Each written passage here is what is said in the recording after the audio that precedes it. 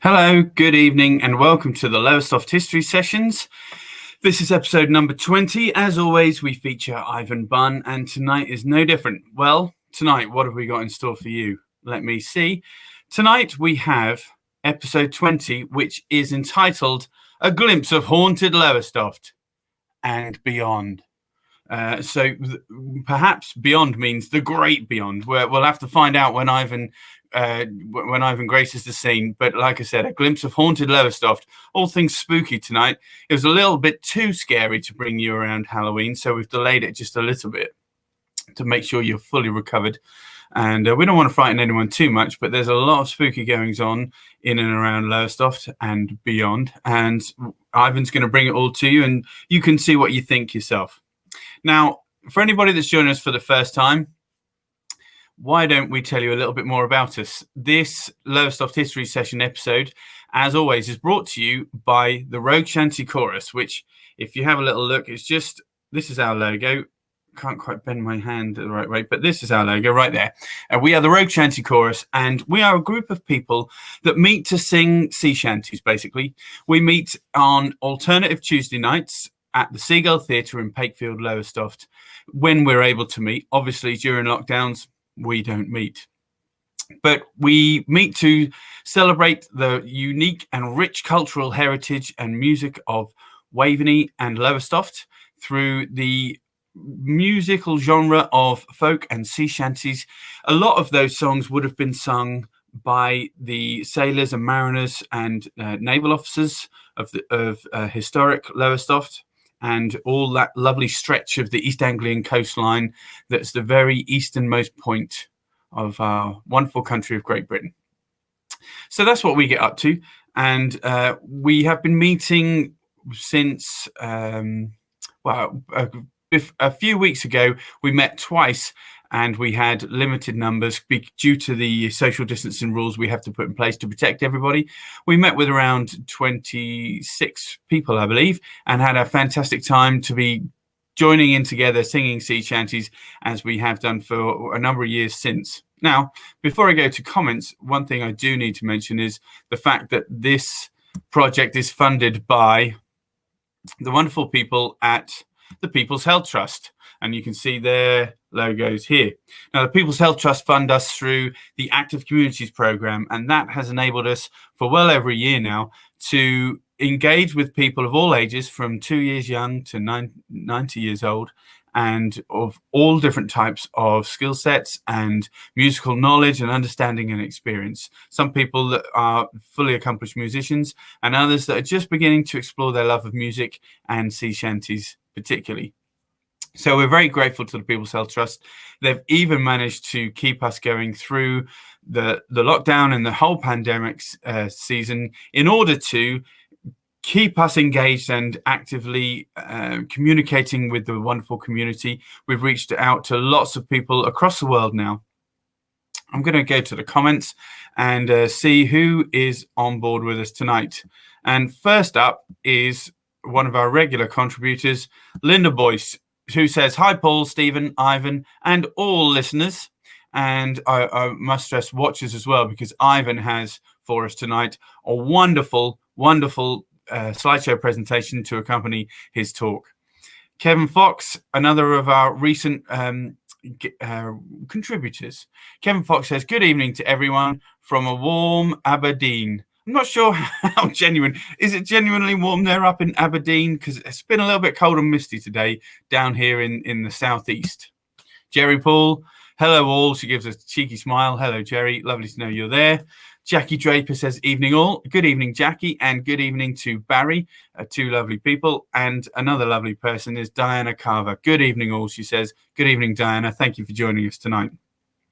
Now, as I said, we are lucky enough to be supported by the People's Health Trust, and it means that we can carry on with reaching out to lots of different people, and perhaps people that may feel they've not been able to meet up with people. Maybe they've been a little bit isolated. I'm sure there's lots of those around as a result. And so what we ask is, would you please click share? Could you please click share?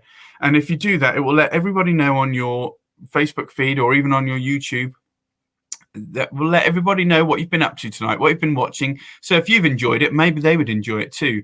And if you could please click share, it would mean that we can reach just a few more people, and that would be a fine thing for us indeed.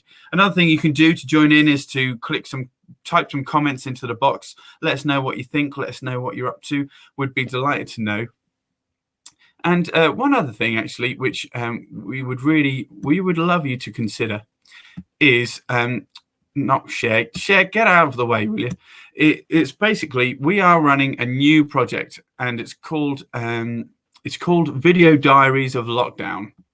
Now, if you would be interested in making a video diary, do get in touch with us for more information, or just send us something in. Basically, we're looking for video diaries for one whole day. You can do a couple of days and send them both in, but we need the video to encompass one day at a time. Please send them in to us, or get in touch for more details about this. We're looking to put them all together and try and get a taste for people that might not know what it's been like for everybody else. And again, in that way, we can reach out and start to join up some dots.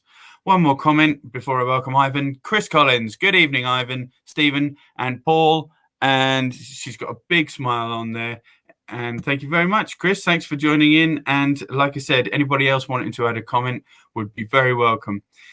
Anyway, as I said, tonight's episode, which is number 20, is called A Glimpse of Haunted Lowestoft and Beyond. Now, this may be episode 20. That means there's another 19 to catch up on if you haven't seen any of them, or even if you have and you'd like to have another look at them, because they're all very interesting. Why don't you head over after this, or at any time in your leisure, to our Facebook page, the Rogues Shanty Chorus, or to our YouTube channel, and you'll be able to find them all there for your delectation at another time. But right now, don't go anywhere, because I'm going to welcome the Lowestoft living legend, Mr. Ivan Bunn. And here he is. Good evening, Ivan. Hi, Paul. Good evening, everybody. Hi, Linda, Kevin, Jerry, Jackie, Barry. I've written your names down tonight, so I can actually say hi, Diana, and hi, Chris, and hi, everybody else, if you're out there. Sorry we didn't have a session a week ago, but I had quite a lot of building work being done in the house, and it wasn't really compatible with sitting comfortably here in my den doing this. So, but I'm back again, and it's nice to be back. If you hear any strange noises, it's more to do with the content of tonight's episode than it is to do with Ivan's building work, because that's all done and dusted. That's all. Well, basically, I don't know about dusted yet, but it's certainly fun. Which is a good point to mention. As Ivan said, last week we had to postpone it to this week, but we will be back next week to bring us back onto that 2-week schedule. Now, next week, the episode number 21 is called Suffolk Folklore and Legend, but we'll find out more about that next week. But for tonight, Ivan, without further ado, would you take us into A Glimpse of Haunted Lowestoft and Beyond? Yeah, just before I start, before we run the presentation, I tell you, I've had my central heating replaced, and it's warm. Anyway, yeah. So basically, my interest in history actually started 40 plus years ago when I got interested in ghost stories, collecting ghost stories, and for a while, for about 8 or 9 years, going out and investigating them. That led me into the historical aspect of it. But I've always had a love, been attracted by ghost stories. So tonight, the presentation, the talk, is just a smidgen of the stories that I've collected down the years. Most of them have been published. And in fact, the book is still in print. We'll do the advert at the end. But I thought, seeing as we're in November, and seeing as I'd planned to do this a week ago, closer to Halloween, which unfortunately didn't happen, but I thought we'd still do it. I mean, we've got November is a dark, sort of the month of the dead, really. You've got the 1st of November, which is All Souls Day. Then you've got the 1st of November, which is All Saints Day. You've got the 2nd of November, which is All Souls Day, when all the souls of our departed ancestors are supposed to come and see us and what have you. It's a dark month in many ways. And so I thought I'd continue with this story tonight. A little bit about the ghost stories tonight. Some of them are first-hand experience witnesses' accounts. Some of them are stories that probably many of you might have heard. Some of them are basically just folk tales, if you like. So there's a cross-section of these, and I hope you'll find them entertaining. I've been experimenting, and I've had 3 weeks to do it now. I've been tweaking some of the presentation to make it a little bit more animated. Now, fingers crossed, or at least my fingers crossed, that everything works the way I had intended it to. If it doesn't, you probably won't know, but I will. So I think looking, the time is getting away, and as usual, we've got a good hour plus to get through. So I shall have a sip of water to keep the old throat. And here we go then.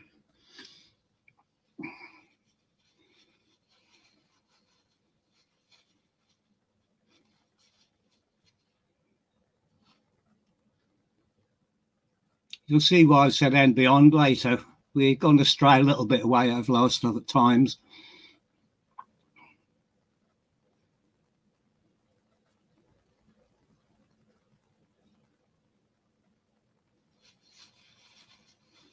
Oh, that's great. Paul, can you just remove the caption along the top of the screen for me, please? Thank you. That's lovely. Right. Yeah, that's looking good. Okay, so we're starting off with one of the traditional stories from these parts. This is the Church of St. Bartholomews at Corton. Splendid edifice with a wonderful high tower. One of the very first ghost stories I actually heard came from here when I was told by local people that there was a tradition. I suppose this is a traditional ghost story. There is a tradition that on many years ago, as oftentimes these things happen,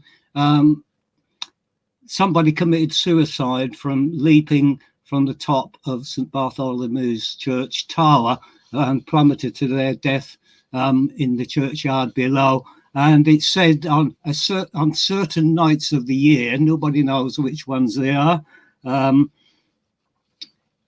if you're in the churchyard, you might just be fortunate or unfortunate enough to hear the ghostly scream of this person who committed suicide. As far as I know, in all the years that I've been collecting these stories, I've not actually met anybody who's heard it. But certainly it's an old story. I will just add at this point before we go on, it's interesting because, and I hope to illustrate this a bit later, sometimes these ghost stories and traditions and legends are actually the echo of an actual historical event. And again, I'll come to that a little bit later on with at least one example.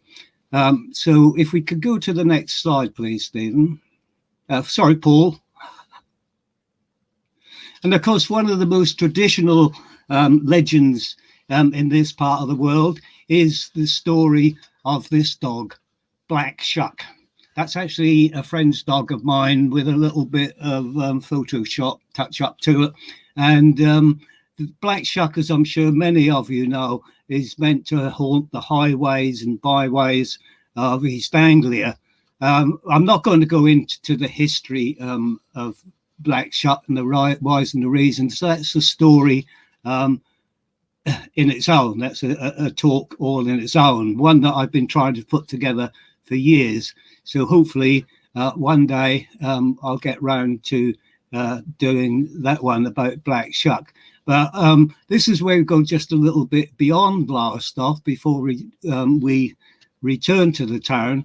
I want to just introduce you to possibly the one of the most powerful Black Shut legends stories, if you like, of the lot. And this is the story of the recorded here in this pamphlet, which was on the 4th of August 1577, a Sunday morning divine service. There was a huge, horrendous thunderstorm, and during this storm there appeared in St Mary's Church, Bungay, a huge black dog. If you could take me, you should be able to take me through to the next slide, please. And it was during this storm that a huge black dog was seen in the church. This is St Mary's Church at Bungay, and the dog, black dog, or the devil in the shape of a black dog, ran up and down the church and killed a number of people, smashed his way through the door. It wrecked the clock in the bell tower, and in the words of the pamphlet, all down the church in midst of fire, the hellish monster flew, and passing onward to the choir, he many people slew. 2 people were in actual fact killed. According to the pamphlet written by Abraham Fleming, that one, The Strange and Terrible Wonder, that we just saw the cover of with a picture of this devil dog, killed 2 people in the church. Now, the church warden's account book, the original one, which still exists and still hopefully in the Lowestoft record office, records that in 1577, John Fuller and Adam Walker were slain in the tempest in the belfry in the time of prayer upon the Lord's Day, the 4th of August, 1577. So there was definitely a dreadful storm, and there was definitely people killed in it. And there's no mention in the church warden's accounts or the parish of a black dog.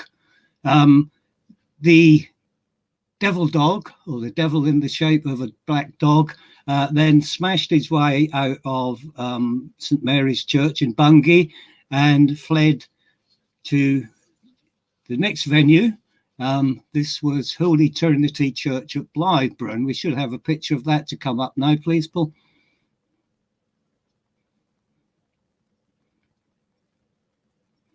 Yeah, and again, the devil in the shape of a huge black dog, a shut dog presumably, smashed his way into the church, smashed down the spire that once stood on the top of this splendid church tower, smashed his way into the church, killed a number of people, and smashed his way out of the north door of the church, never to be seen there again. This is the story in very much of a nutshell, and I'm sure some of you are aware of it, and I'm sure some of you possibly have even been there to have a look. But if we just have a look on the next slide, we can see quite clearly the devil's talon marks on the church door. These vertical scorches that you can see on the door, the close-up on the right-hand picture, they purport to be the marks of the talons of this huge black devil dog that was seen during this great storm, both in Bungay and in Blythburgh. Just as an aside, really, it's always, when you read the pamphlet, which is very, very heavy on religion and the sins of people and how they were being punished by this devil dog for stepping off the straight and narrow path, the Christian path, it just really struck me as to why Abraham Fleming, who himself became an ordained minister a few years after this, 11 years later, 1588, he became a minister of the church. It just made me wonder what lay behind the fact that Abraham Fleming had all the devils, all the demons, if you like, from hell to scare his parishioners with in Bungay and Blythburgh. but presumably knew or realized that the image of a large black devil dog would terrify them more than any other of the demons from hell. And there is no doubt about it, the tradition of a phantom black dog, a shuck dog, old shuck, a devil dog is very, very strong and still persists in this corner of the British Isles, and in actual fact in other places as well. So if we just leave Blythburgh behind and come back to Lowestoft, please, on the next slide.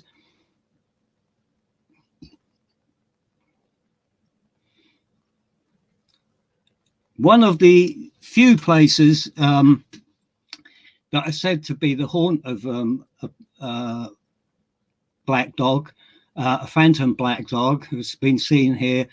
This is Tramps Alley Score. This is the end of the footpath on Corton Cliffs that takes you down onto Corton Beach, and it is actually the end of a probable prehistoric footway that leads you now across to the southern boundary of Pleasurewood Hills theme park. There's still a nice little footpath through there, takes you out into Gunton, and then eventually you come out on the A12, sorry, the A47, they've renamed it, haven't they, by the big Tesco. But this is the eastern end of that.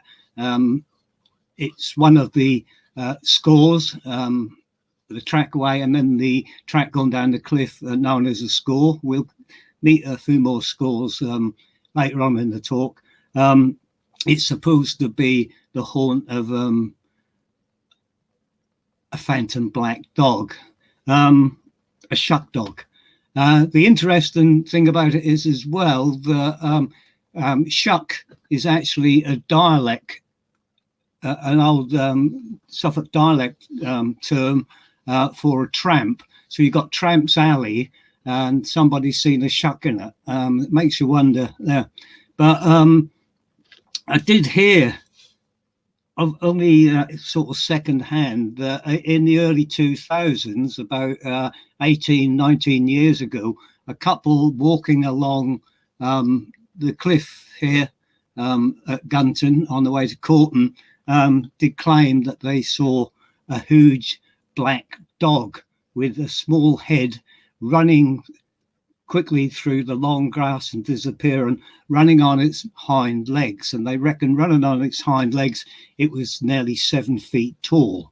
As I said, it's another one of those stories that somebody knows of, but you can't ever seem to quite meet the actual witnesses. But that's Tramps Alley Score. Tramps Alley, as I said, supposedly frequented by a phantom black dog. Just to the, if you could go back 100 years or so, and you went back to,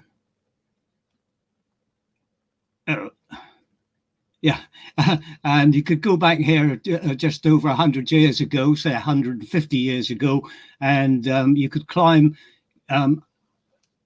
through the hedge here on the left. It would bring you into the grounds of this building. So if you could just flick to the next slide, please. This is the wonderful holiday home of the founder of Colemans Mustard in Norwich, the very wealthy Jeremiah James Coleman, built right on the edge of the cliff. 1847 the house was built, and it was literally, it wasn't demolished by the washed away by the scene. Coleman, Jeremiah James Coleman, wouldn't see that happen to his house, so he actually had it demolished rather than see the coastal erosion literally take it down the cliff. There was a tradition there that the house was haunted by the ghost of a murdered nun. No story behind it. Why A nun was murdered there. We'll never know whether it's just a story or whether there is more to it than that. We don't know. And of course, that left a homeless ghost, really. And from thence onwards, the ghost of a white lady has been seen in this area. If you're familiar with Gunton Cliffs in particular, still the piece of heathland, the wild piece of heathland to the south of Tramps Alley score, running down beside Courton Road, Hubbard's Loke, and the gardens of some of the houses further to the south. From time to time, it's been reported that the apparition of a woman in white has been seen flitting about, possibly the homeless, ghostly nun from the cliff. So we go to the next slide. This is the area. I took this photograph back in the 1970s. Most of Courton Woods in the background has disappeared. You'd see Pleasurewood Hill rides there now. But this is Courton Road, and it's this area where the White Lady is reported to have been seen. However, on one of these talks, I was told that the area was haunted by another ghost.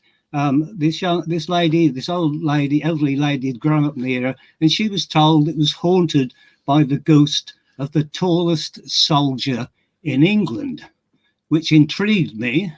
Why the ghost of the tallest soldier in England should frequent these cliff tops area, I don't know. Possibly because he was associated with the militia regiments that used to parade every summer on the North Deans in Victorian times. Now, a few years back, when I was still working in the record office, one of my jobs, one of my most enjoyable jobs, was actually cataloguing collections that were waiting to be collected. And I was cataloguing some notes and personal papers of somebody that they had left to the record office, and I came across a most interesting note, and I did some research, and the identity and what happened to give rise to this legend of the tallest soldier in England, probably I found the answer. And if we can go to the next slide, I can answer that question. This is the North Deans. You might have seen I used this photograph in a talk during the history of the North Sea Wall. This is the North Gun Battery at Lowestoft. And it turns out that the drill sergeant, a volunteer of the Suffolk Artillery Volunteer Corps, a Sergeant John Hargreaves, he was their drill sergeant. Here's a photograph of him,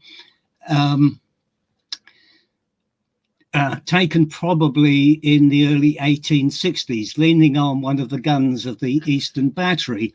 And this little note that I found said that he had died near Courton Road. And here's his obituary. You can see part of the obituary. He was a well-respected, well-loved man, Sergeant John Hargreaves. He was a Lancashire-born man, 37 years old, and he lodged in a house in Thurston Road in Lowestoft. And he was the volunteer drill sergeant for the artillery volunteers. And before leaving the regular army, he'd been a regular soldier for 18 years in the army. He fought through the Crimean campaigns, and he got the 3 medals for the Alma, the Inkerman, and Sebastopol. He took part in all of those campaigns, and he was also awarded the French Légion d'Honneur for his distinguished conduct at the Battle of Inkerman, where he stood by his gun, defended himself with only a handspike against Russians that were trying to capture that gun. And he was relieved when a fresh charge was made by his own men, and he saved the gun. And so he got the Legion d'Honneur. It was on the 5th of May, 1867, he was walking with a friend along Corton Long Lane, along Corton Road towards Corton Long Lane, when suddenly, with a whimper, he fell to the ground dead. He died almost instantaneously. And apparently, according to the post-mortem, this happened, as I said, on the 5th of May, 1867. It was actually 7:50 in the evening, and it was a Sunday, and he was out walking. He was in his uniform, apparently, and he literally dropped down dead, and the post-mortem showed he had aneurysm on his heart, and it killed him instantly. A sad story, but the thing that fascinated me was that I was told that the ghost that still haunted that area was the ghost of the tallest soldier in England. And John Hargreaves was over 6'3" tall. You can see him leaning against that gun. He towers above it. If you can imagine the big guns we've got in Bellevue Park, the big guns there, and imagine him leaning there. He was well over 6'3" tall, very, very tall for the time. And his nickname was Long John Hargreaves. And so the tallest soldier in England might be a memory, perhaps it's actually a ghost as well, but it certainly seems to have been a memory that was passed down through generations about the tallest soldier in England who died on the road close to the area where his ghost supposedly was seen. Whether he's been seen there of late, I don't know. But that's a kind of an illustration to me that sometimes, I suppose, to use the old saying, there's no smoke without fire. But certainly I was totally, and everybody I'd spoken to about this ghost of the tallest soldier in England was unaware of poor Sergeant John Hargreaves' death. He was given a full military funeral on the 9th of May in Lowestoft Cemetery. His grave now, unfortunately, is very overgrown and derelict. A full military funeral. Most of the shops in Lowestoft shut the morning that he was, his body was taken from Thurston Road up to St Margaret's Church, and he was interred in St Margaret's Church. Now that brings us on to St Margaret's Church. If we can go to the next slide, we're just going to make a slight detour. St Margaret's Church, I'm sure we're all familiar with it. This is a beautiful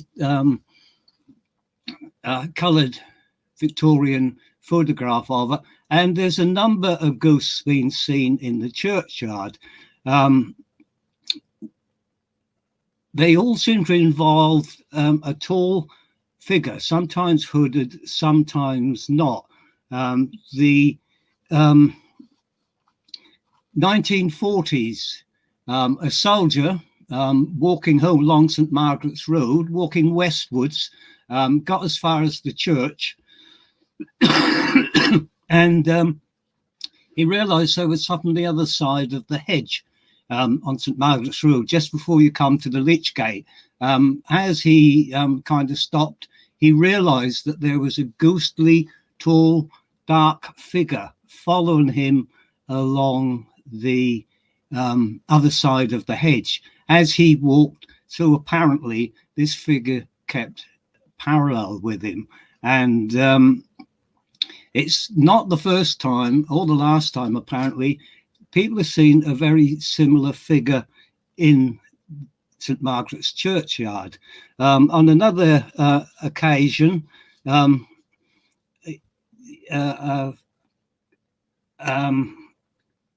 sailor and his girlfriend 150 odd years ago now were walking along the road along Alton Road, and they suddenly were confronted by a tall figure wearing a cloak with a tall hat on his head. He confronted them, came through the hedge that was there then and stood in front of them. This was a country lane, remember, back in the day. And the thing that really scared them both was the fact that he had no face. Where his face should have been under his hood and his tall hat, there was nothing at all. The sailor apparently stepped forward to confront the figure. So, excuse me, whereupon it promptly disappeared.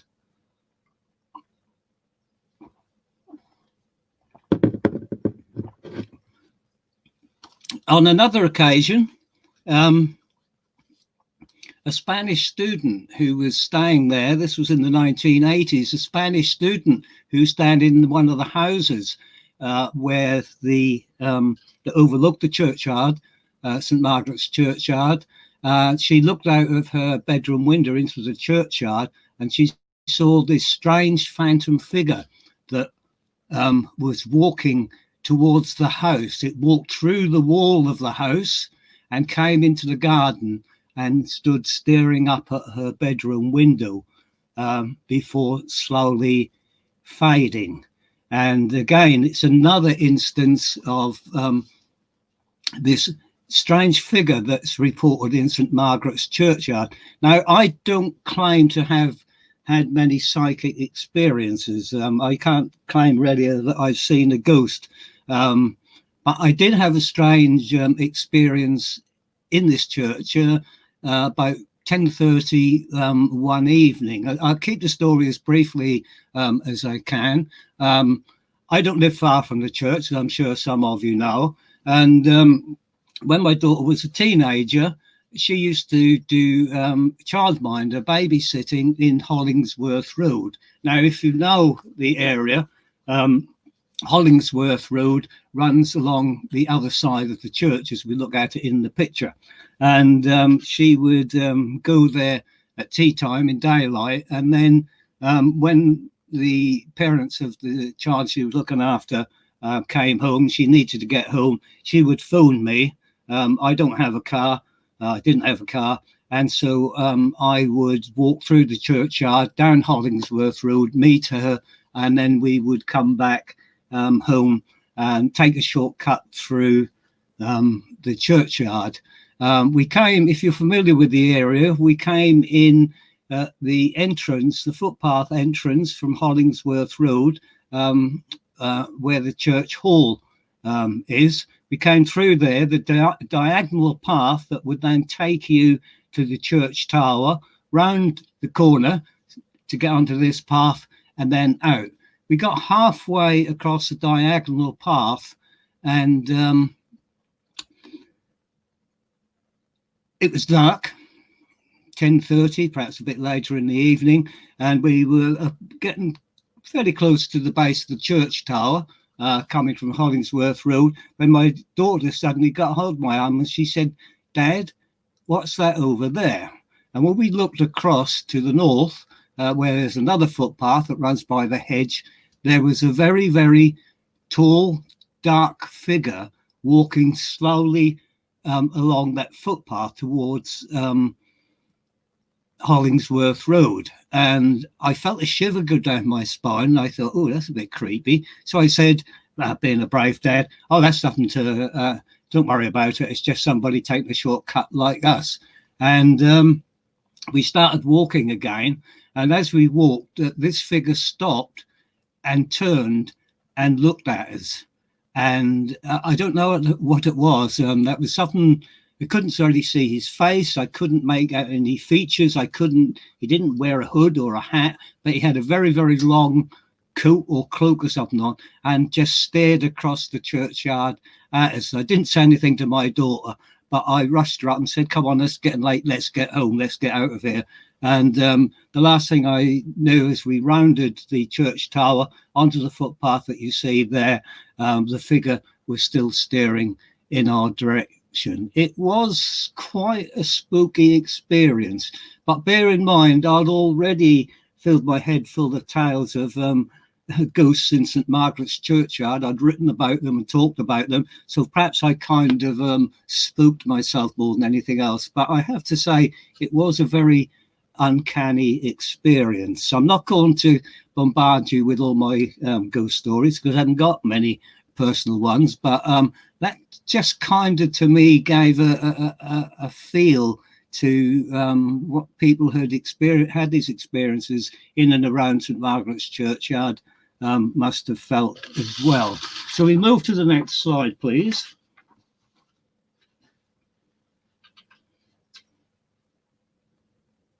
And here's another, this is a first-hand account. It was about 1978, 79. This is the avenue through Bellevue Park, looking north. And a friend of a friend told me back in 1979 that his friend had had a very strange experience. He'd been visiting some people one evening on Gunton Cliff with his girlfriend. He came along Gunton Cliff, North Parade, over the Jubilee Bridge, which we'll come back to in a moment, over the Jubilee Bridge, and was walking towards the camera, as we see it in this photograph. It was very dark, and it's back in the day when, as this photograph shows, the whole of the park was absolutely full of, I think they're rhododendron bushes. And he was walking from the Jubilee Bridge over the ravine to the south gate of the park, and he suddenly realized there was something in the bushes beside him. And occasionally he caught a glimpse of what appeared to be a very large black dog. He claimed at times he could hear the rustle of the bushes as it went through the bushes, and occasionally it was panting. He didn't say anything to his girlfriend. He got to the south gate at the top of the ravine to go down High Street, and he stopped and he said, "Did you see and hear that blasted dog that followed us?" And his girlfriend said, "I didn't see or hear anything." And he said, "Well, there was definitely a dog, a big, I think it was a black dog, following us through the bushes all the way down. I saw it, glimpsed it, I heard it in the bushes." And she said, "Well, you must have been imagining things. I didn't see or hear anything at all." And so the mutual friend put me in touch with him, and he told me the story. Now, you can call this a coincidence, you can call it superstition if you like. There is a tradition, an old tradition, with, if you see this so-called phantom black dog, this devil dog, it's a harbinger of doom. And I'll warn you this in case you're going out tonight and or another night and bump into him. The tradition is that you shouldn't tell anybody about your experience for a year and a day. Should you do so, then something untoward may well happen to you or somebody close to you. It's a harbinger of doom, if you like. And I heard about 10 days later through this mutual friend, I never saw this person anymore, but I heard through a mutual friend that a week after his experience, his father had died of a heart attack. Coincidence, probably, who knows? But it just, again, makes you wonder if somewhere just below the surface here, there isn't a little bit more to these stories than meets the eye. So we're going to move now up the avenue, as they call it, in Bellevue Park, and this will bring us to the Jubilee Bridge. If we can change the slide again, please, Paul. I'm sure you're familiar with the Jubilee Bridge. Here's the Jubilee Bridge. Now, there's a tradition, I was told years ago, in fact, my parents, that young couples, when they were out, a boyfriend and girlfriend, when they got to this bridge, the boy would try and impress his girlfriend by crossing the bridge, not by walking on the bridge itself, but actually doing, you can only describe as a tightrope act on the handrail. And the ghost here is associated with that. We're told that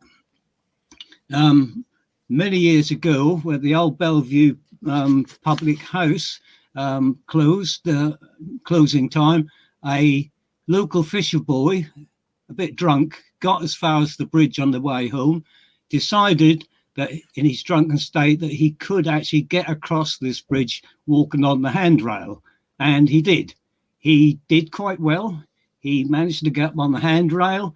He got halfway across the bridge, and then, unfortunately for him, he lost his balance and he plummeted down into the ravine below and was killed instantly.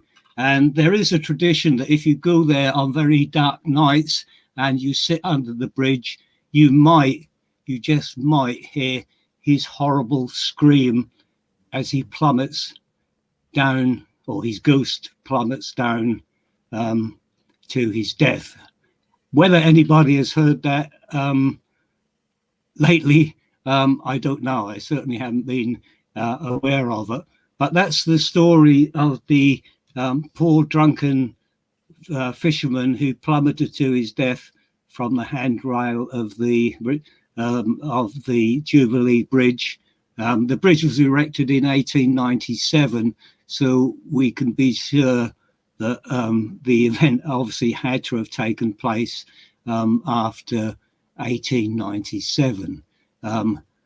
I suppose as a researcher, I ought to go and do some research and have a look through the local newspapers to see if there is any record of this event actually happening, of this poor guy fallen to his death here.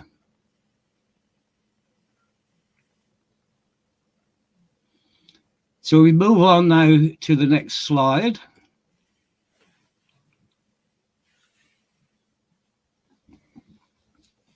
Not really a ghost story in a way. I'm sure I might have mentioned these in other talks of mine. If you can go inside the south gate of Bellevue Park at the top of the ravine by the high street, and just up to your right, you can see this pile of stones. These are known as the beacon stones. Excuse me while I have a drink of water.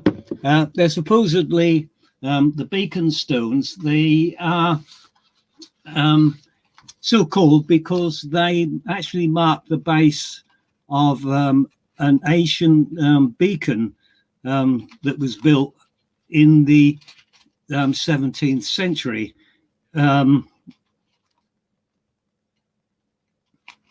If you just, sorry, I'm just getting the details of that for you.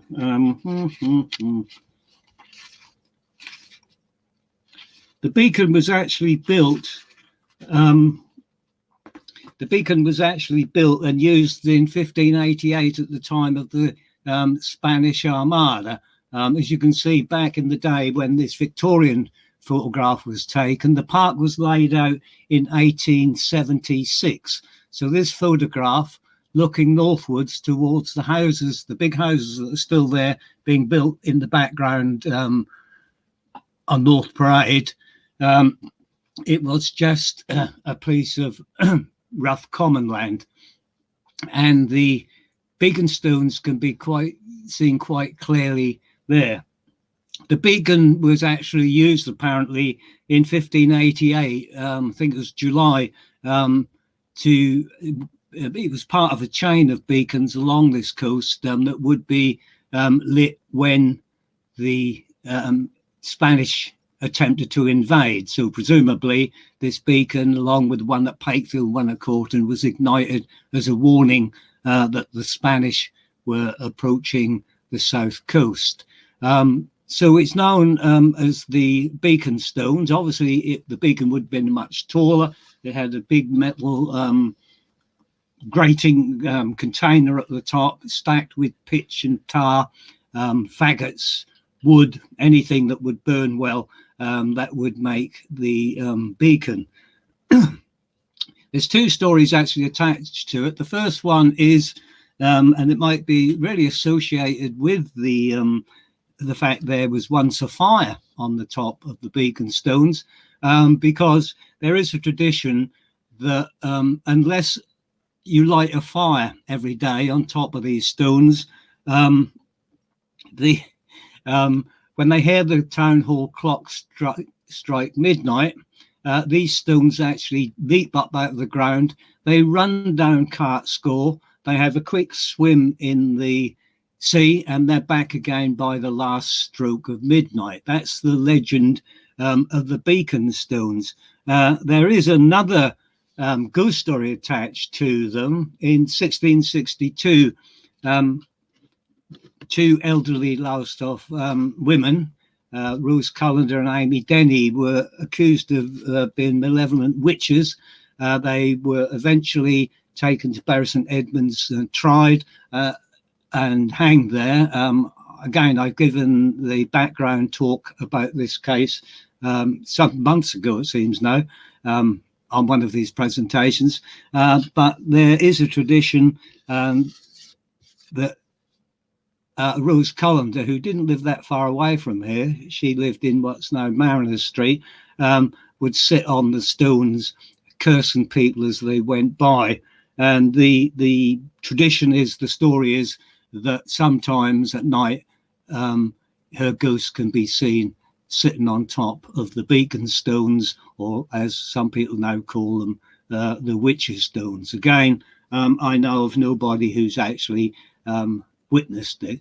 As an aside, in this photograph, I'm not quite certain who that person is sitting on the edge of the common land there, just to our left of the witches' stones.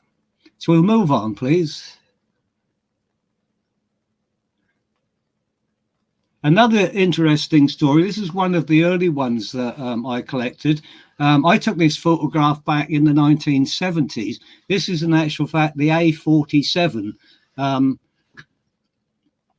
going north out of Lowestoft on the Yarmouth Road. It's Pleasurewood is on the right.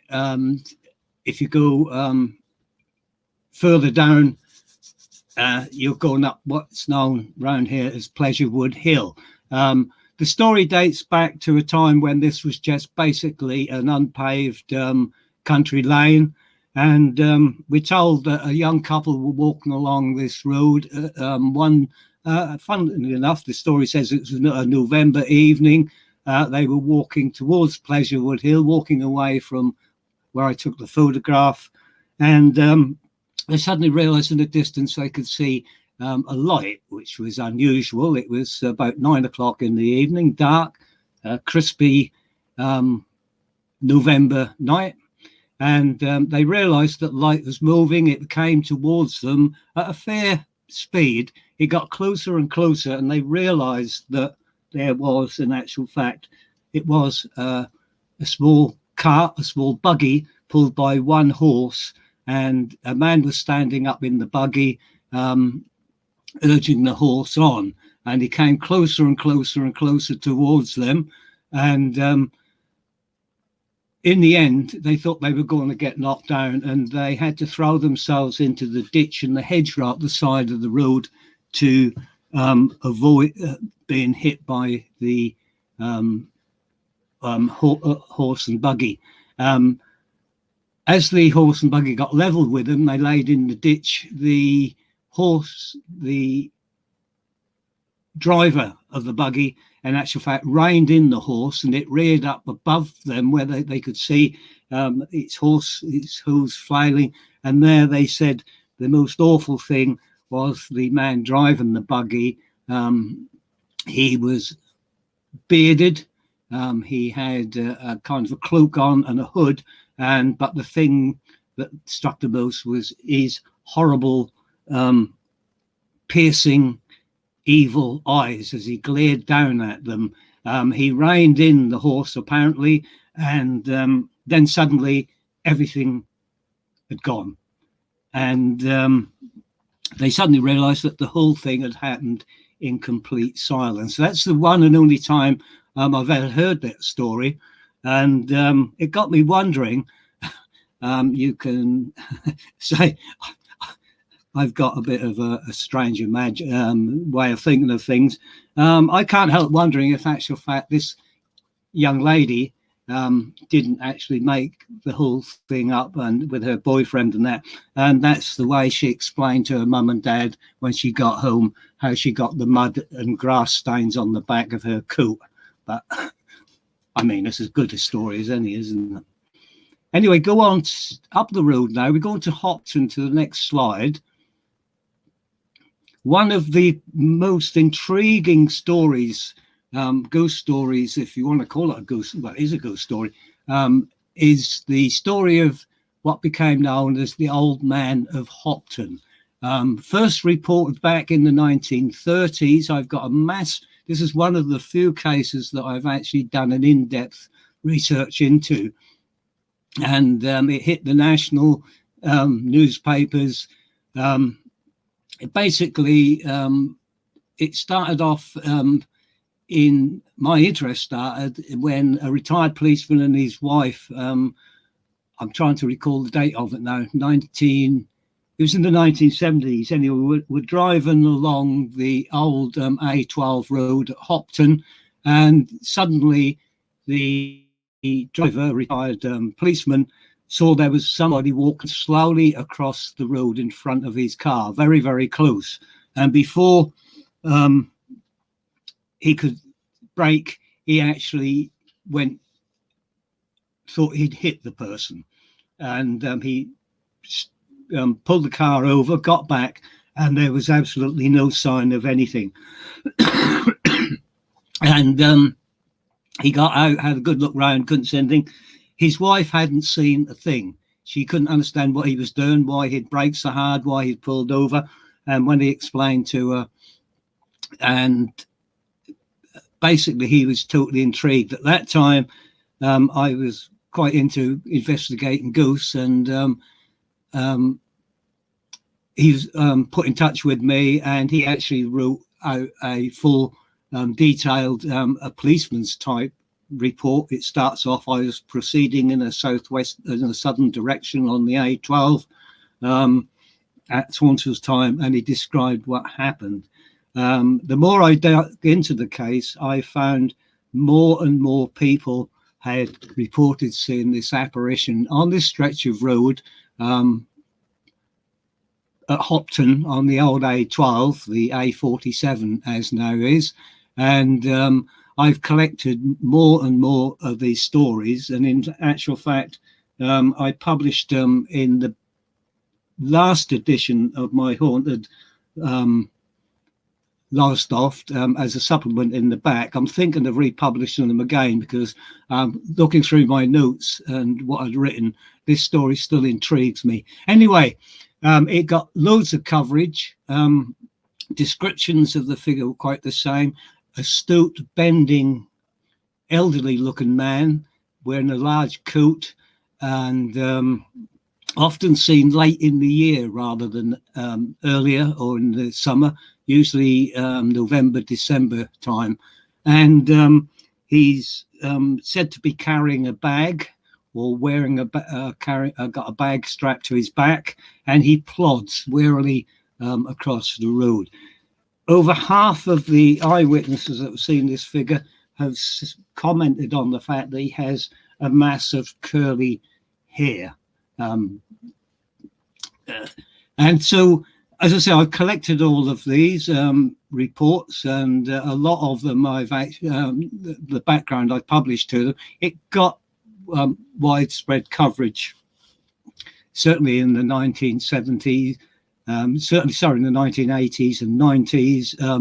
If we go on to the next slide, please.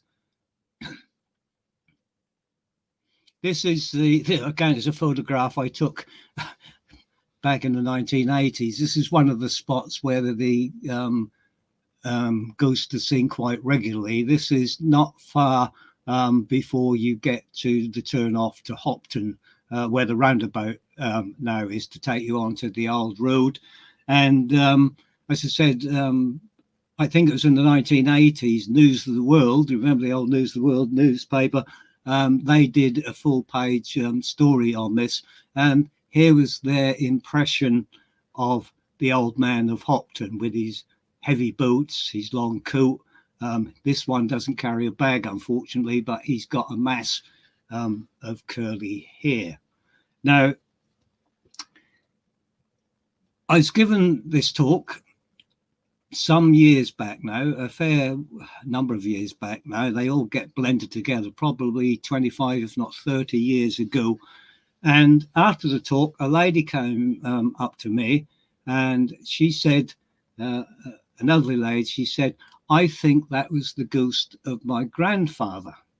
And I said, "What makes you think that?" And she told me the story that her grandfather was a postman in that area. His name was William Balls, and he had died by the roadside while doing his postal round.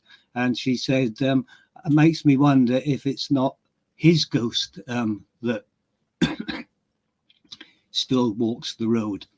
And so I was intrigued, so I did some more research. And if we just flick to the next slide, please, Paul. And I discovered that William Balls was actually, his dad was a farmer in Hopton, in White House Farm, and he was born there,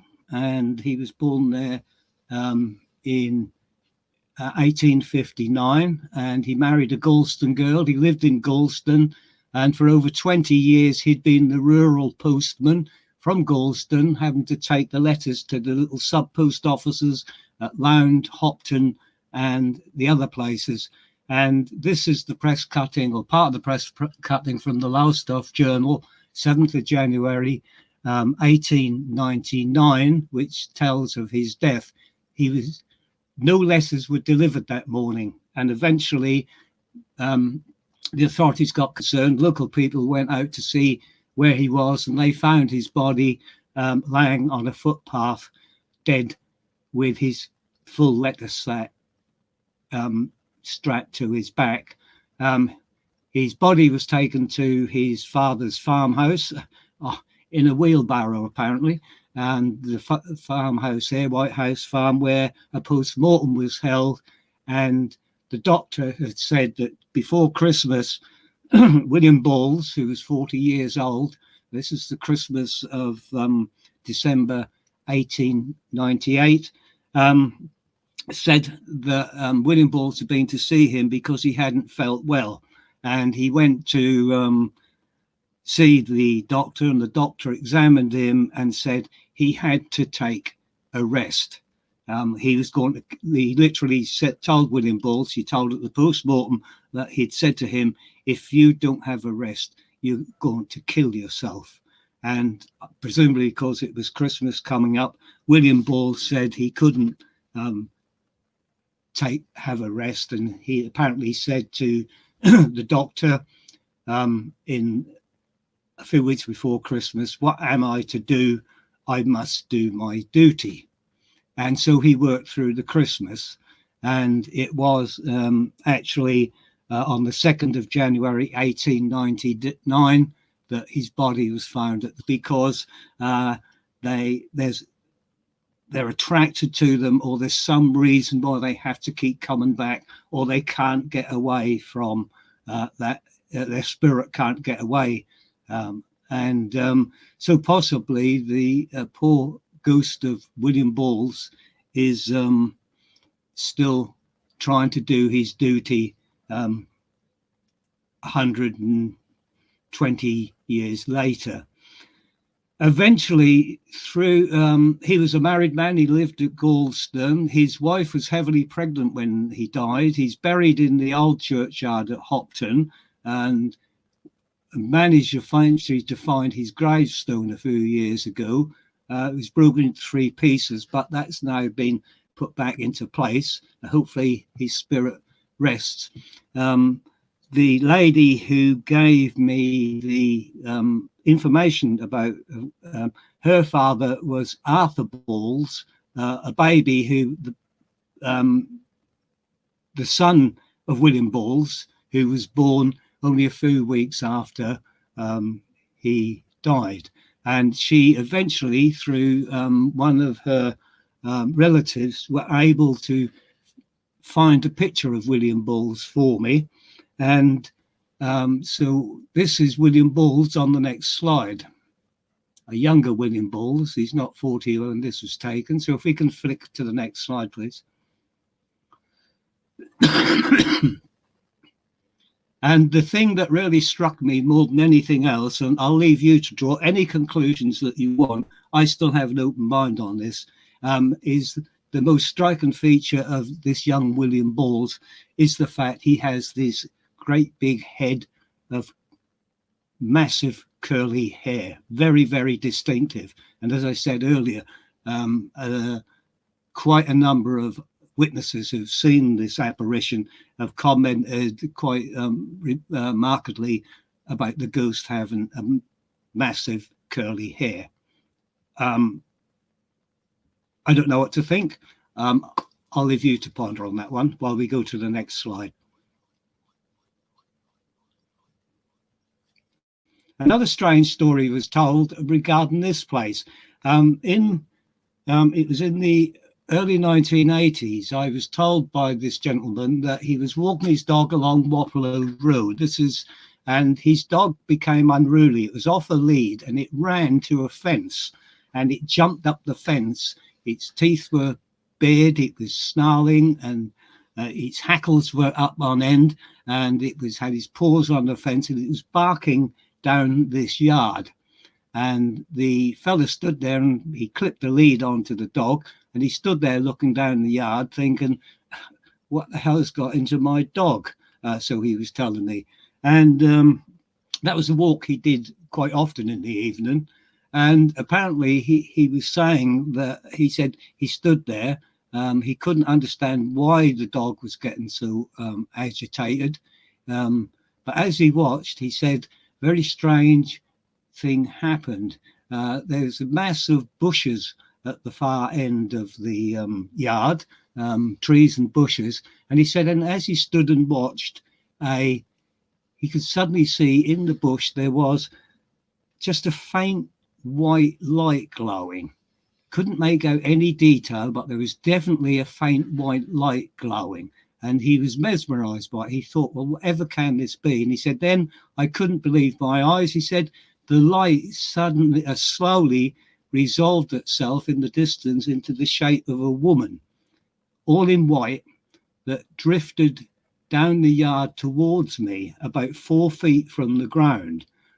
He said, she came towards me, and I don't know what happened, he said, because I don't know where she went or what happened, because I legged it with the dog. And he said, I'll never go back that way of an evening again. That's a one-off story. There's no tradition, there's no legend. I've never seen, met or heard the story from anybody else. And so I just offer it to you really in the way it was offered to me. So we move on to the next slide, please.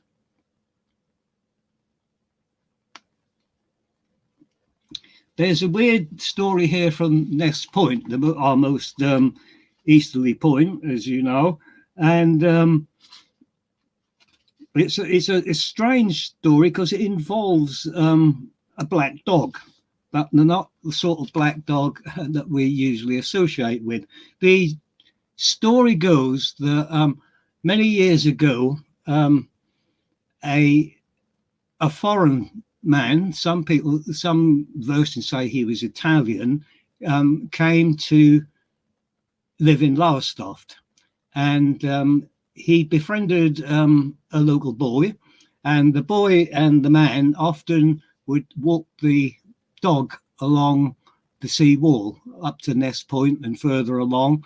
There's no kind of timeline to this. I don't know whether we're talking 100 years ago or 150 years ago or whatever. But anyway, and then one day the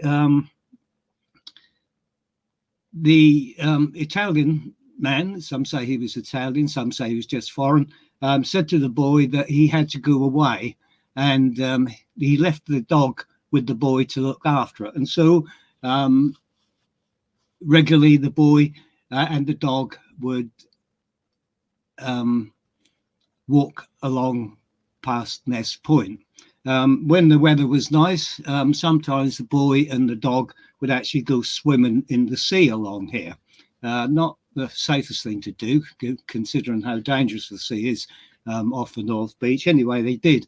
One day, the dog would swim with the boy. Then one day, the boy was swimming in the sea. He got out quite a long way, and he was about to swim back to the shore when the dog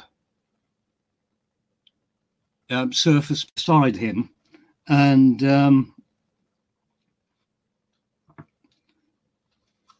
he wanted to go back to the shore, but he couldn't because the dog wouldn't let him. The dog swam rapidly after him, howling, gnashing its teeth, driving the boy further and further out to sea. The boy swam on, and every time he stopped to tread water to get his breath, the dog was at his heels, snapping and baring its teeth, and the boy went further and further out, and it was almost inevitable he was going to drown. Fortunately, just as he reached a point of exhaustion, a passing fishing smack spotted him, hauled him out of the water, and pulled him on board. His neck and shoulders were said to have been lacerated and bleeding from the dog's bite. The dog swam round the boat, and the last time he saw it as it surfaced, its head changed to the face of its former owner, this foreign gentleman. The dog dived like a porpoise and was never seen again. So that's the weird dog of Ness Point. A strange little tale. As I said a few minutes ago, that's a very, very dangerous part of the beach and coast to go swimming. I can't help wondering if perhaps in Victorian times this tale wasn't told to youngsters who went swimming up that part of the North Beach to warn them how dangerous it was and what happened to one lad who tried to swim there, and be careful because it might happen to you. I don't know, but it's an interesting story anyway. So we'll leave Ness Point behind with the dog swimming out there somewhere. We're coming into the High Street now. This is 36, the High Street. An interesting part of the High Street is this. This is just up from Mariners School, if you're familiar with it.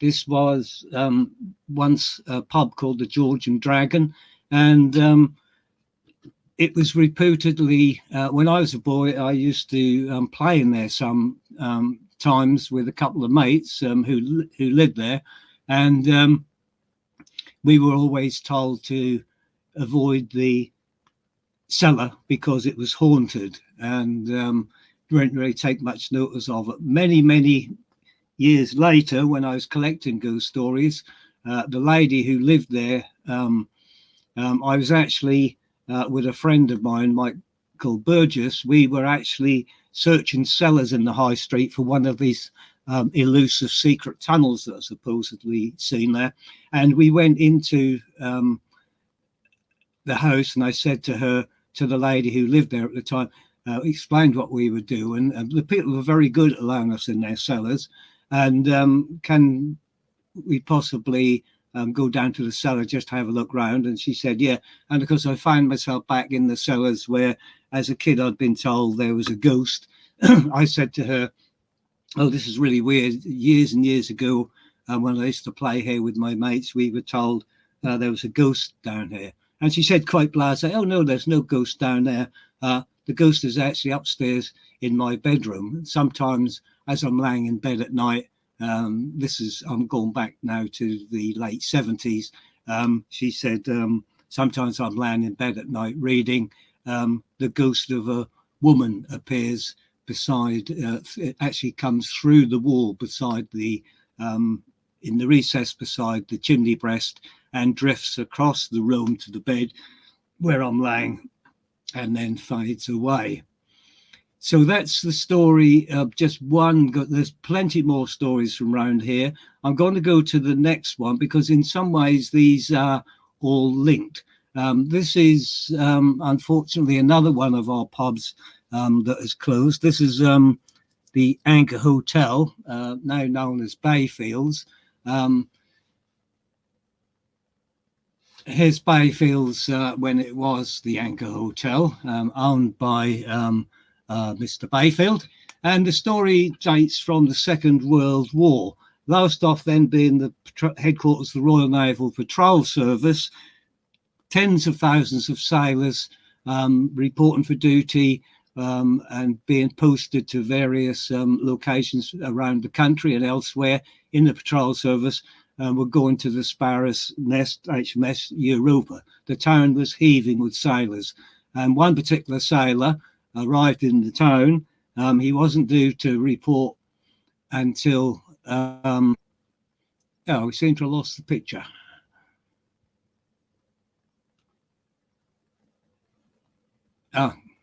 Yeah, can we go back one?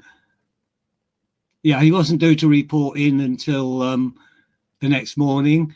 He tried to get lodging somewhere, couldn't. He went to the Hank Hotel. He said to the landlord, "Have you got a room?" And the landlord said, "No, I haven't, but I can put you up make you a bed on a settee in the lounge bar." And he did that. And the sailor got his head down after closing time.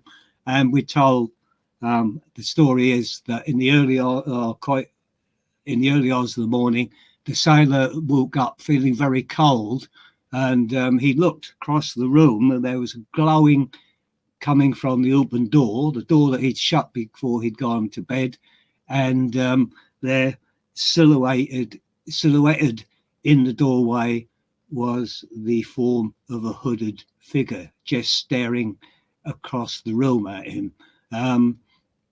According to the story, the sailor said, "Oh, goodness me," or words to that effect in sailor language, and got up, got dressed, packed his bag, and departed from the pub, from the hotel, and refused to go back there. This whole area is, in actual fact, said to be haunted by hooded figures. If we can just click on now, please, Paul. I think we got a slight glitch in the show there, but I'm sure it'll ease itself out. And of course, it all stems to this picture. If you'd seen my story about medieval Lowestoft aspects of time, these are the remains of a probably wealthy merchant's house in the cellar next door to Bayfields, to the Anchor Hotel.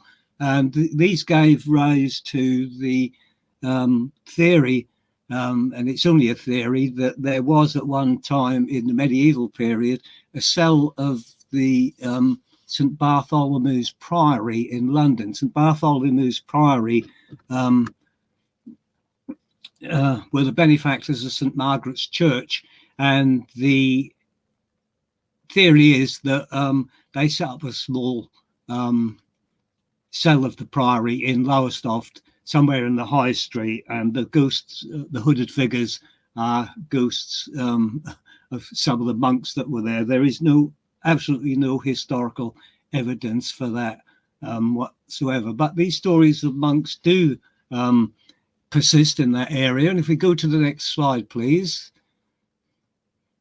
We quickly pass on to this one.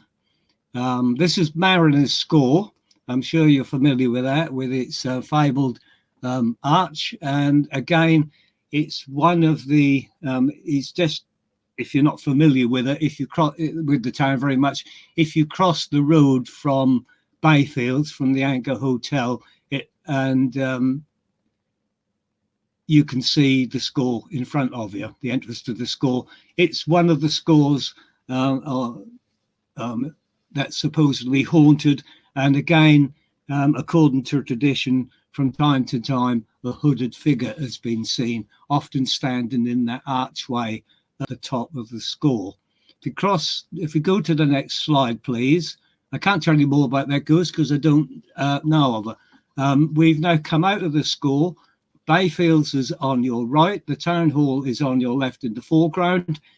This old house, known as the Mariners Inn, or the Three Mariners, back in the 16th century, gives its name to Mariners Street. It's one of the it supposedly dates from 1521, and certainly in the 1930s it had a reputation of being haunted. According to the stories of the people that lived there, sometimes a piano downstairs in one of the rooms, when everybody was abed late at night, would be heard to be played by unseen hands. Furniture would be moved about. It was kind of more the poltergeist activity going on here. Furniture would be moved about. There was on 2 occasions when some of the girls who lived there were in bed, claimed that their beds were actually dragged across the floor by unseen hands. They would also say that they saw, looking out the windows sometimes late at night, they would see hooded figures flitting up and down Mariners Street. This photograph was taken in the 1960s after Mariners Street was blocked by the Masonettes that you can see at the far end. However, if we go to the next slide, please, imagine you've walked through Mariners Street much earlier. Here we are at the western end of Mariners Street where it meets Park Road, and we're looking due east. And right in the distance is on the left-hand side, just behind Hayhoe's shop. That's the old house, the Mariners. And if you go down, could walk down there, if you're not familiar with the street, it would bring you out by the town hall, by Bayfields, the Anchor Hotel, straight across the road, you're in Mariners Score. And this is the area where hooded figures were said to have been seen many times. And in the 1960s, there was quite some interesting reports in the Lowestoft Journal. Here's one of the headlines from 2 ladies who, when they were girls in Mariners Street, claimed that they'd actually seen a hooded monk walking up and down Mariners Street. As an aside, again, it's quite interesting if you look at this wonderful terrace of what obviously are 16th, 17th century buildings. In the in the middle distance on the right, there's one that's painted conveniently white. That's the house where Rose Cullender, one of the Lowestoft so-called witches, lived at the time she was tried and executed. So this whole area has this air of kind of linked with hooded figures. So we're going to move on to the next slide, please, as I keep an eye on the time.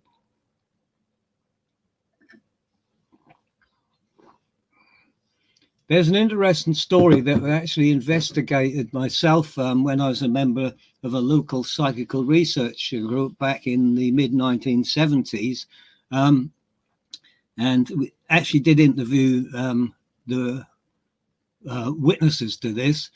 This is 55, the High Street, wonderful Georgian house with the Adam doorway. And in the mid-1970s, it had been bought by a local antique dealer who was, it'd been divided into 3 flats. He was going to make it into his home. The shop that you can see to the right in the photograph was going to be his antique shop.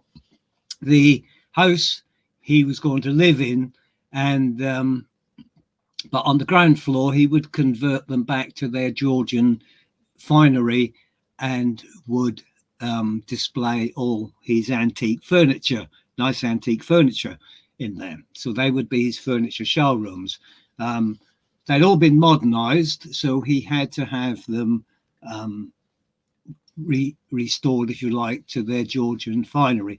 A quick explanation of that house: if you walk through the front door of that, you come into a hallway, and there's a staircase immediately in front of you, and that takes you all the way up to the second floor. So you can stand just inside the front door at the foot of the stairs, and you can look up the staircase as it goes up to the first floor. The second floor. To the right of the staircase is a narrow passage that takes you to the rear of the building, where there are other rooms, including the kitchens, and presumably might well have been the servants' quarters. To your left and to your right are a door. The left-hand door leads you into the north parlour, as it would be called. That's the window that you can see on the left of the door of the front door. If you turn to your right, there's a door there that would take you into the south parlour, which is the window closest to us. It's important to know the layout of the house because of the story. So the story is that on this particular day, there was one workman who had been employed. The owner was away. There was a workman who had been employed. Excuse me. There'd been a workman who had been employed to do some decorating, and he was in the hallway painting the stairs. It was round about midday, and he suddenly realised that there was somebody else in the house with him. He looked up the stairs, and much to his astonishment, on the very top landing, there stood a woman. She was dressed in a long black dress. She was wearing a white pinafore. On her head, she wore a little white mob cap, and in her hands, she held what he said appeared to be a tray out in front of her. And to all intents and purposes, she was a flesh and blood person. So he called out to her and said, "Who are you? What are you doing here?" And he then said, when we interviewed him, I suddenly realised there was nobody there. He didn't say she disappeared or anything like that. I just realised there was nobody there. And that was enough for him. Apparently, he said, I wasn't going to stay there any longer. He put the lid on his tin of paint, packed up his bag, went out of the house, locked the front door, and refused to go back again. Late that afternoon, the owner came back, unaware of what had happened. He was in the north parlour at the foot of the stairs, and he was tearing out a modern fireplace. He had a puppy dog with him in the house, which was running about, barking and yelping as it does. And he suddenly realised the dog had stopped yelping, and it was out in the hallway, and it was growling and whining. So he went out to see what was wrong with the dog. He looked when he got into the hallway, the foot of the stairs. The dog was crouched at the foot of the stairs, looking up the stairs, snarling and baring its teeth.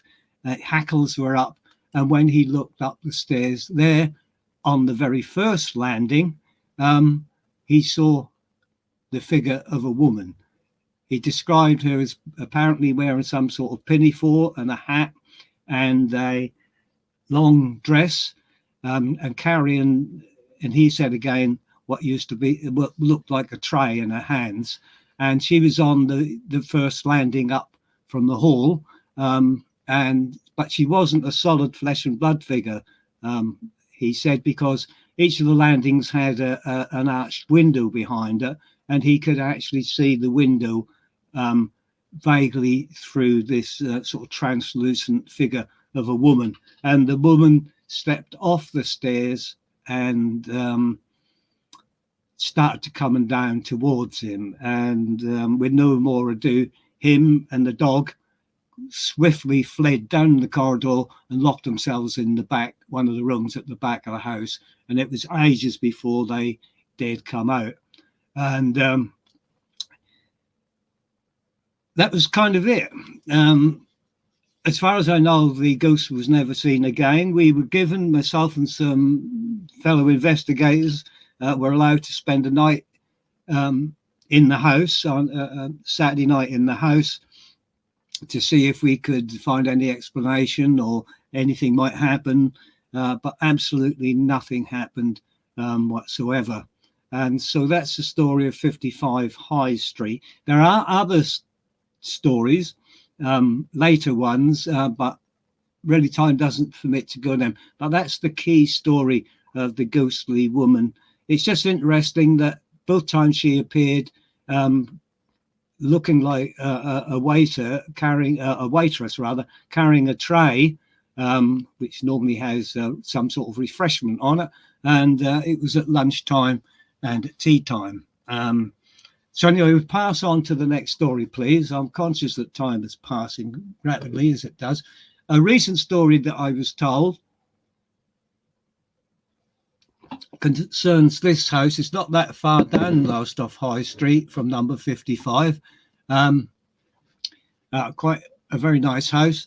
In the 1980s, it was a small private school with only about 8 to 10 students of various ages.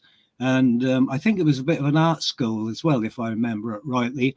And a lady who worked there, I don't know if she wasn't the lady that ran the school, she said that there was a very strange experience there one day.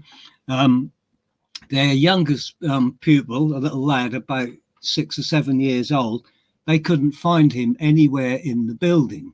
If you can look, you can see there are two attic windows right at the very top. They weren't being used by the school, just the main rooms. They searched everywhere and they called him, they couldn't find him. And so they eventually decided to go up and look in the attics. And when they called up to the attics, he called down to them. He was up in the attic. And they went up, found him and said, "What are you doing here?" And apparently he said to them in all innocence and possibly honesty, and probably honesty as well, the new teacher told him he had to go up there, but there was no new teacher. And they asked him a little bit, well, what did he look like?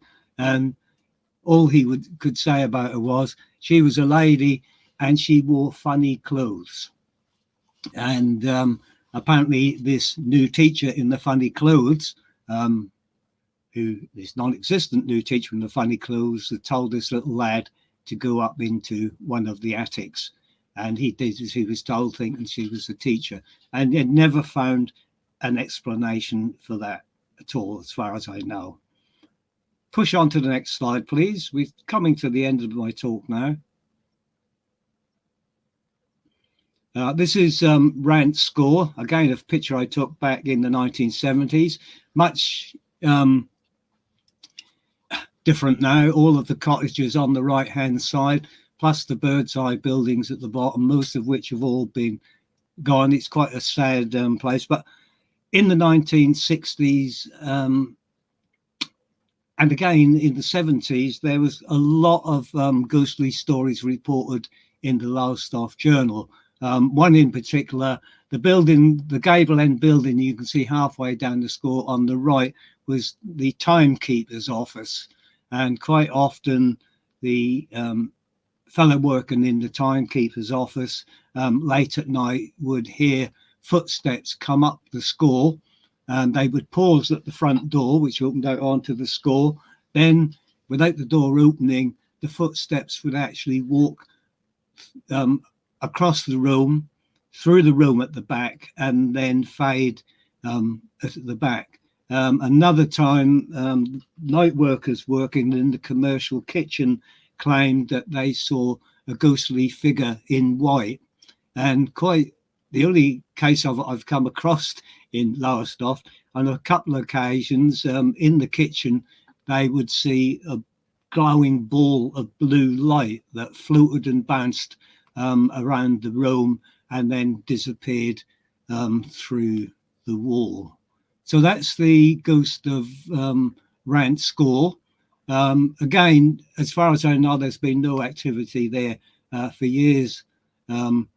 although there was a pub apparently in Victorian times on the beach at the bottom of the score that was also reputed to be haunted. So if we can go to the next one, which I should be another score. This is Wild's score, an interesting unsubstantiated story.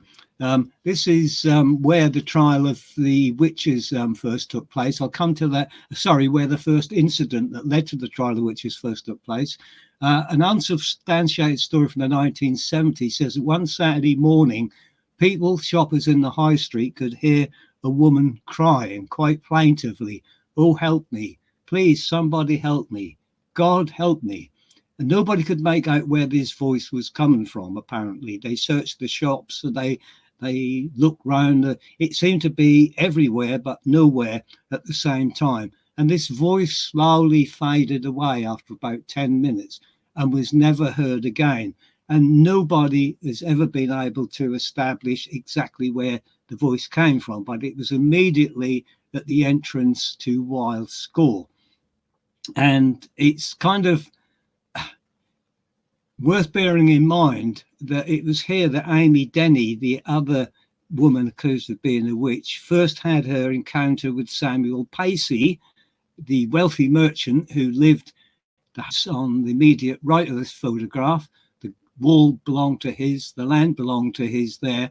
And it's interesting to, this is where she came and knocked on the door to buy some herring from him.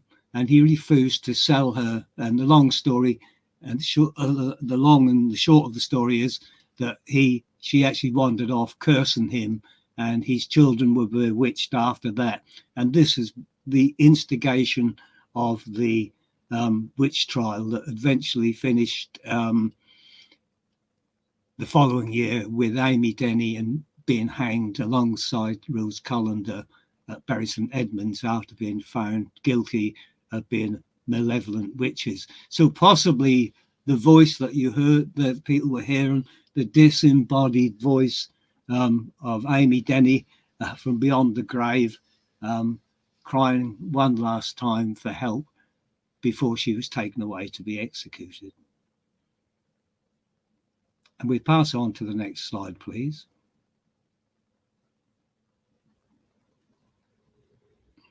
This is a strange photograph. This is a friend of mine who got married. This is St. Peter's and St. John's, or back in the day, St. Peter's Church, Kirkley, St. Peter and John today.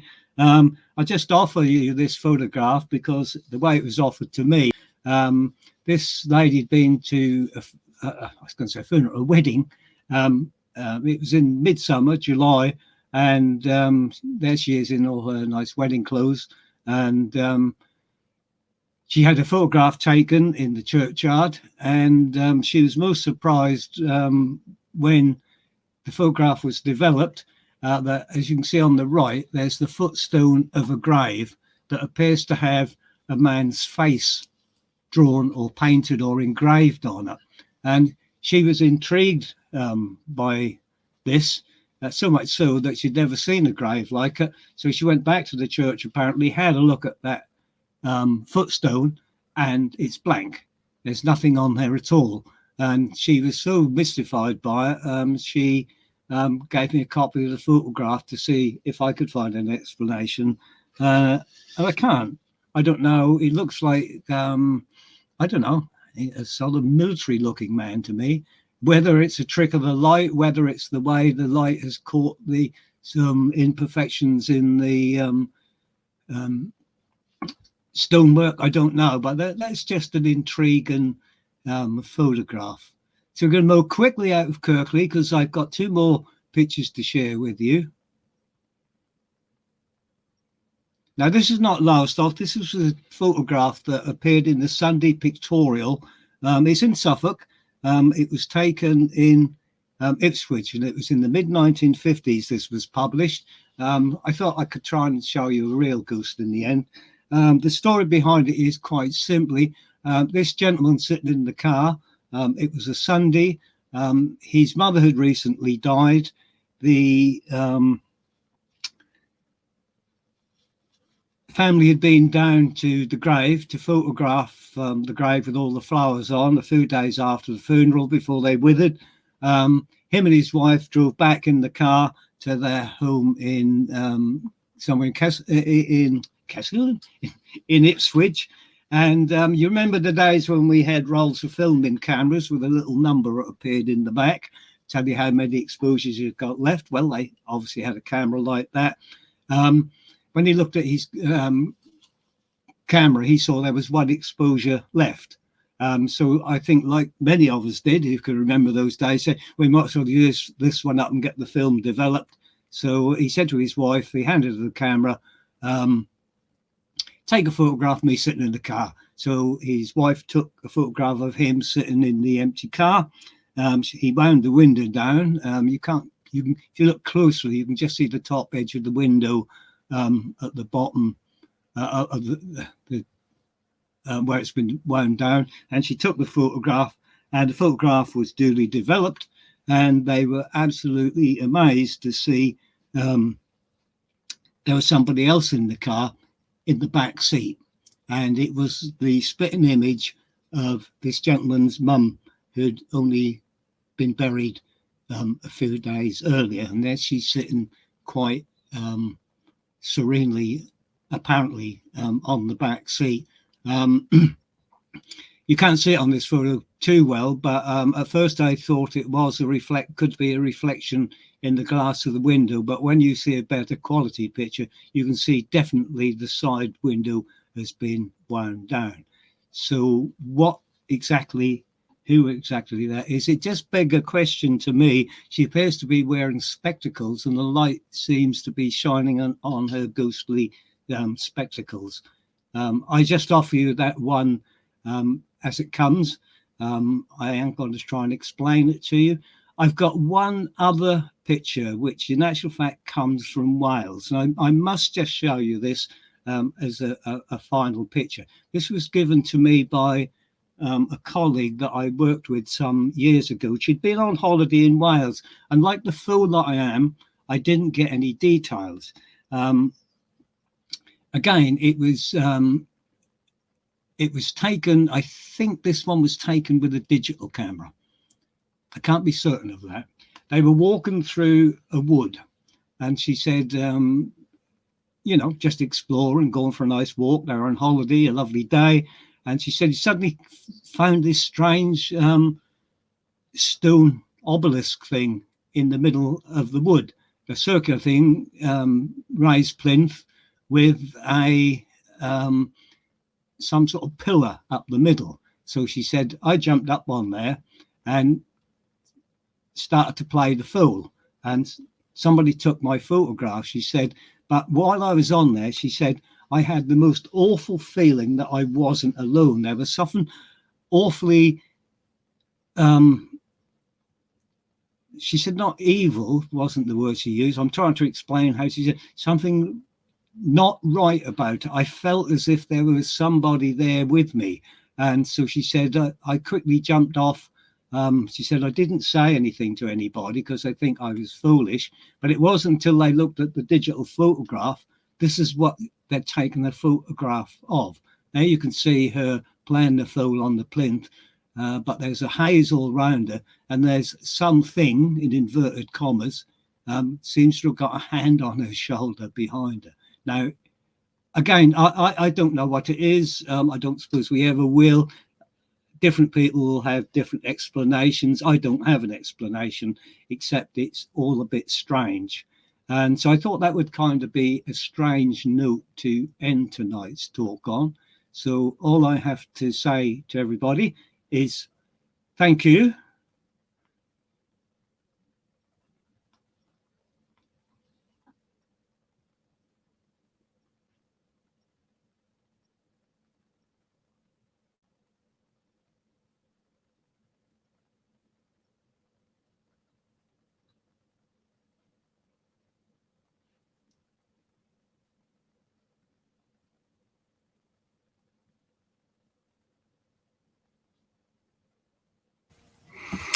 Well, wonderful talk again. Thank you very much, Ivan. Thank you. And yeah, some fantastic stories, and a lot of that is my old stomping ground, particularly the ravine around there. And I must say, I've walked across the Jubilee Bridge a lot, and at no point in my life would I ever consider walking across the handrail. No, me neither. It's as much as I could do to walk across the actual footbridge part of it, but yeah, it doesn't matter how drunk I would get, I would never ever walk across it. But I have heard that story before. Between you and me and anybody else out there listening, whenever I go across the bridge, I quite pointedly walk down the middle. Yeah, me too. Yeah, in fact, I imagine it's the same occurrence, the same tale. My friend, and I'm sure you know him as well, Kevin Barnard.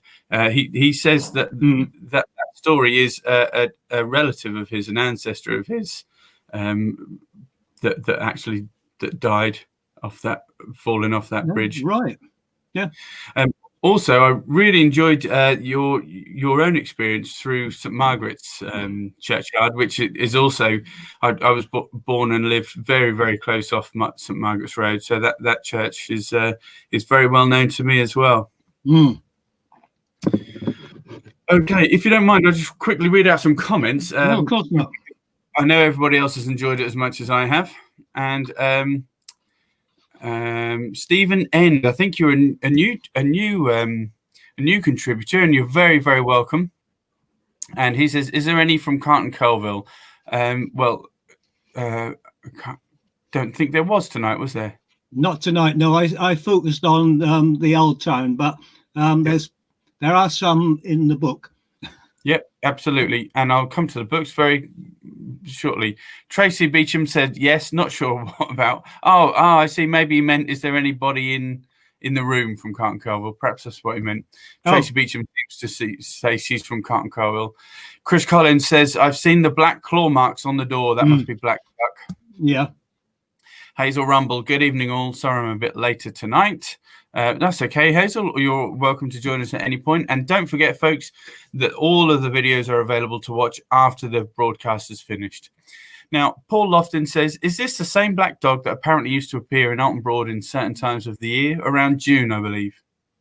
Well, it depends. It's there are stories of black dogs, particularly Alton Broad, being seen on the marshes round Alton Broad. Whether it's the same dog or whether there are many of these phantom dogs about, I don't think anybody really knows. But yeah, it's the same. It's the same type of creature, shall we put it that way? I couldn't possibly say if it was the same dog or not. Yeah. But certainly, yeah, it would be part of the tradition. Now, my old schoolmate, James Wright, he says, I wonder if that's who Fowler's Crescent in Corton is named after. Captain Fowler's Lawn. Could be. Right, I can tell you about that, James. How are you, mate? Are you hanging in there? James Fowler was one of the owners of the Gunton Hall estate, and after Sergeant Hargreaves collapsed and died, his comrade actually ran to the hall to fetch Mr. Fowler and they got a cart and put Sergeant Hargreaves' body in the cart and took him back into town. He was obviously stone dead by then, apparently. But so that's the Fowler link there. The Fowlers were living and owning the hall and estate at the time that Sergeant Hargreaves died. Right. Thank you, Ivan. Leon Aston Shaw says, enjoying some stories of hometown all the way from Yeovil, Somerset. He's obviously from Mother Lowestoft originally. And Gordon Daplin, greetings from a very wet Vale of Glamorgan. Well, it's been a little bit drizzly, but not wet here. So, unfortunately, we've had the weather that you'd rather have yourself, I'm sure, Gordon. James Wright says, looks like cigarette smoke. I think that must be the picture of your colleague with that pillar in the middle of the forest. Yeah, could be. Yeah. I have to say about the lady who gave me the picture, I didn't really know her. I think she was a cleaner or something. she came to me with the picture because she knew I was interested in ghosts and ghost stories and what have you. And I didn't really think to get a lot of details about it. Now I don't even know who she was, her name or anything. But it's just an intriguing picture. I just had to include that tonight. I think that the one prior to that, with the ghostly figure with the lit up eyes in the back of that Daimler or whatever that vehicle was, that's an incredible. I mean, that's very difficult to explain away. That one, really, isn't it? And the one with the painted headstone, incredible. It really was incredible. Today says, thanks, Ivan. Linda Boyce says, wow, how interesting. Thank you, Ivan. Jackie My Draper says, thank you, Ivan. Will we all sleep tonight? Well, we'll have to find out. Caroline Beard, thank you, Ivan. Very interesting. Jerry Poole, wonderful as always. Loved the ghosties. When can I look behind me? You can't, Jerry. Never, ever look behind you. Never be. Susan Alderton, thank you, Ivan, for another great evening. Karen Godbold, hi, Sue. It was very interesting, wasn't it? Having a little conversation there with Sue. Kevin Fox, thanks for a very interesting evening. No sleep tonight. And Susan Alderton, thank you, Ivan, for another great evening.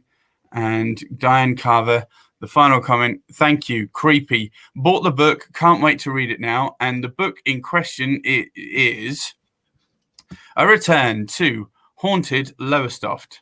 Now, this is a book that's been written by Ivan Bunn and Henry Baker, and it features Where Witches Once Walked, the complete story of the Lowestoft witches.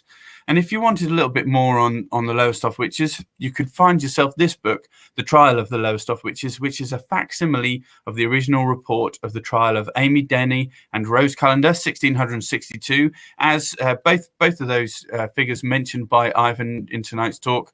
This has a foreword by Ivan Bunn, and the facsimile is edited by Henry Baker. So either of those books, get yourself down to Waterstones for a copy. They should have them in stock. Or if not, why not try your independent bookseller? They may be able to get you a copy as well. And I'm going to say thank you very much to Mr. Ivan Bunn for episode 20 of the Lowestoft History Sessions. Thanks, Ivan. Take care of yourself. Yeah, thank you. Thank you, Paul. Thanks, everybody, for watching and listening in. See you again, don't forget, in a week's time. See you, Ivan, mate. Thank you. Yeah, good. And just cut Ivan off there by mistake. I hope he doesn't mind. But I'm just going to say one more time, thank you very much to our sponsors, People's Health Trust. They fund us through the Active Communities program, enabling us to work with people of all ages and of all experience, all walks of life. And also, very importantly, they've enabled us to continue engaging with people via these online sessions. Now, if you enjoyed tonight, we are back once again next week with Ivan with episode 21.